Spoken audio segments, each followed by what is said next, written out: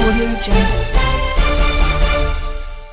मध्य प्रदेश के जबलपुर में राज्यसभा सांसद विवेक तन्खा ने बड़ा बयान दिया है। विवेक तन्खा ने बीजेपी पर निशाना साधते हुए इंडिया गठबंधन पर मीडिया से बात करते हुए बताया कि इंडिया गठबंधन जम रहा है, वैसे ही जम रहा है जैसे आपातकाल के वक्त। आपको याद हो कि एक वक्त ये शब्द कोई नहीं बोलता था।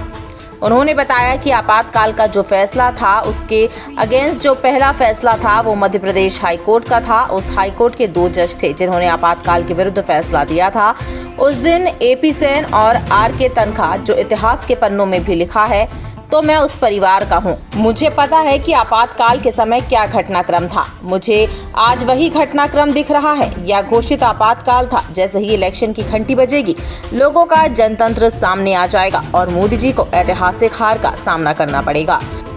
उस वक्त कांग्रेस भी ऐसा कुछ कह रही थी, मगर आज मोदी जी की हालत वैसी ही है जो कांग्रेस की आपातकाल के वक्त थी।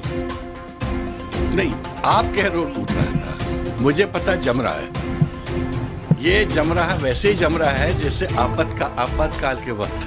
आपको याद होगा, एक वक्त एक शब्द कोई नहीं बोलता था। आपको मालूम है आपातकाल का जो फैसला था, उसके अगेंस्ट जो पहला फैसला था वो मध्य प्रदेश हाईकोर्ट का था। और उस हाईकोर्ट के 2 जज थे जिन्होंने आपातकाल के विरुद्ध जजमेंट दिया था उस दिन, AP सेन और RK तन्खा, जो इतिहास के पन्नों में लिखा है। तो मैं उस परिवार का हूँ। मुझे पता है कि आपातकाल के वक्त क्या घटनाक्रम था। मुझे आज वही घटनाक्रम दिख रहा है। ये अघोषित आपातकाल था।